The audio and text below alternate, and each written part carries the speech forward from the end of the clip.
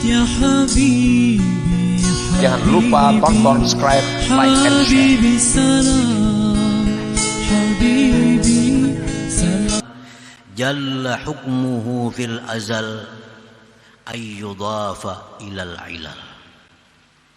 Maha besar ketetapan Allah untuk memberi pada masa yang dahulu kala, bahwa disandarkan kepada sebab. La yatasawwaru hukmullah, tidaklah terupa, mustahil artinya, tidak terupa itu mustahil. Mustahil ketetapan Allah untuk memberi pada masa azali disandarkan kepada sebab. Mustahil. Mustahil Allah itu menetapkan satu ketetapan ada sebab sebelumnya.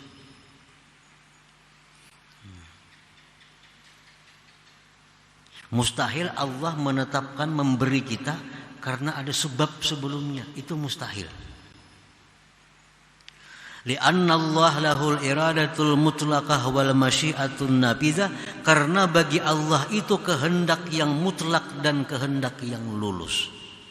Allah kada berhajat kepada sebuah sebab untuk memberi, untuk mencegah, untuk mencipta. Nah, Allah kada berhajat kepada sebab untuk memberi kita, untuk mencegah, untuk mencipta. Allah kada berhajat kepada sebuah sebab. Itu wajib kita i'tikadkan. Wajib kita i'tikadkan bahwa Allah itu mencipta sesuatu, memberi sesuatu, mustahil berhajat kepada sebab. Kalau berhajat kepada sebab berarti Allah ada ketergantungan dengan sebab. Maha suci Allah daripada tergantung dengan sesuatu.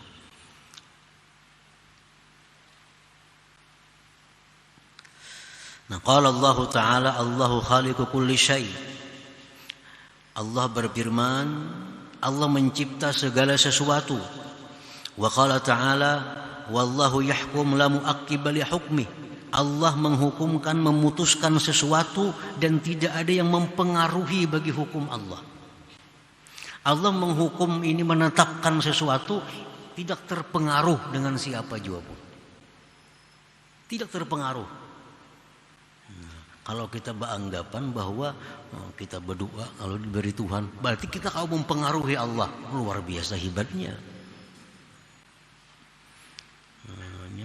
Berdoa terus bang, jadi diberi Tuhan. Nah, seolah-olah doa kita ini bisa mempengaruhi Allah. Allah itu kan bisa dipengaruhi. Allah memberi tanpa pengaruh siapa juga pun. Allah memberi tanpa sebab siapa juga pun. Karena bagi Allah itu al-masyiatun nabidhah, kehendak yang lulus. Apa yang dikehendaki Tuhan lulus, ada perlu ada sebab. Nah, ini alasan kedua kenapa kita jangan mengiktikadkan doa itu dijadikan sebab untuk sebuah keberhasilan. Jangan demikian. Kalau kita mengiktikadkan bahwa doa itu sebab bagi suatu keberhasilan, berarti kita bisa mempengaruhi Allah. Nah, sedangkan Allah itu maha suci daripada dipengaruhi oleh siapa juga pun. Para muhibbin rahimakumullah, law sahha ayyakuna talabul abdi min rabbih sababan li ata'illah wastijabati lakanat ahkamullah idzan khadi'atan lil asbab. Andai kata boleh bahwa doa seorang hamba itu menjadi sebab bagi pemberian Allah, niscaya ketetapan Allah itu tunduk bagi sebab. Kalau doa ini sebab bagi Allah memberi kita, berarti ketentuan Allah tunduk kepada sebab.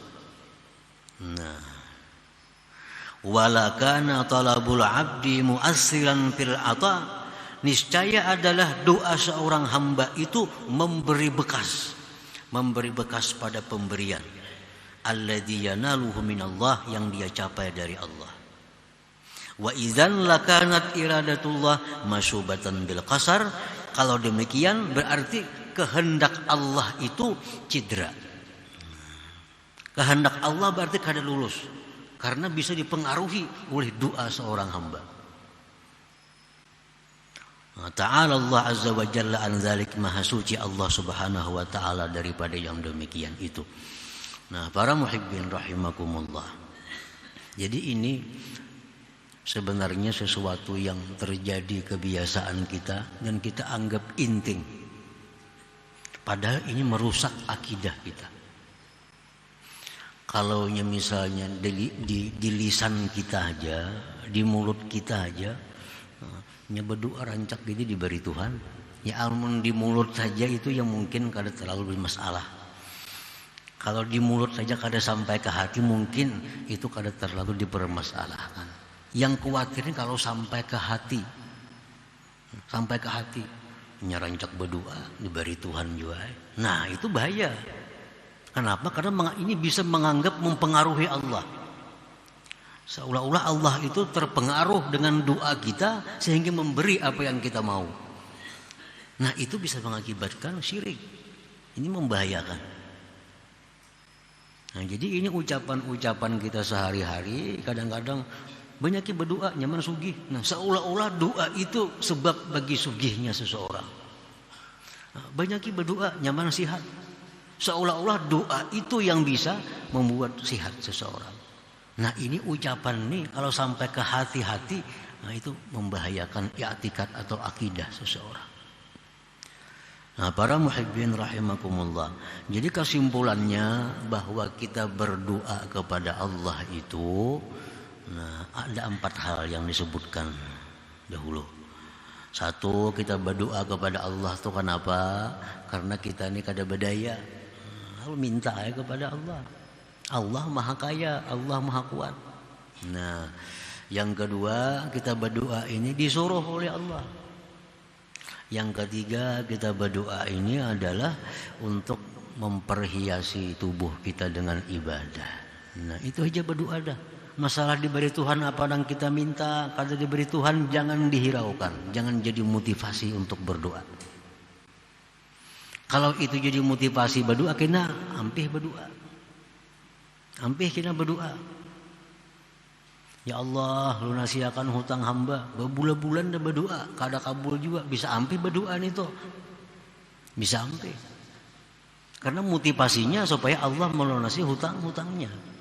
Atau ya Allah lunasi hutang hamba. Begitu lunas bisa ampih juga berdoa. Yang ditujunya sudah dapat. Nah jadi kalau kita berdoa itu motivasinya ibadah, motivasinya menjunjung perintah Allah, nah, baik diberi atau kada diberi, selalu berdoa kepada Allah Subhanahu wa ta'ala sebagai seorang hamba. Nah, hak Allah kepada kita diminta. Hak Allah kepada kita agar kita minta kepadanya, kita mengagungkannya, kita memuliakannya, itu hak Allah yang ada pada diri kita. Nah, dengan berdoa itu kita melaksanakan hak-hak Tuhan yang ada pada diri kita. Nah, para muhibbin rahimakumullah, jadi kita rubah kebiasaan kita yang seolah-olah selama ini kita berdoa itu untuk menghendaki berhasil kabul apa yang kita minta. Itulah dorongan berdoa selama ini. Nah itu dirubah, bahwa kita berdoa ini untuk melaksanakan perintah Allah. Perkara diberi Allah, perkara kada diberinya itu urusan Allah. Tugas hamba adalah minta. Diberi kada diberi itu urusan Allah. Tugas kita minta. Nah dengan demikian doa kita akan menjadi bernilai sesuatu ibadah yang besar di sisi Allah Subhanahu wa ta'ala. Jangan lupa tonton, subscribe, like, and share.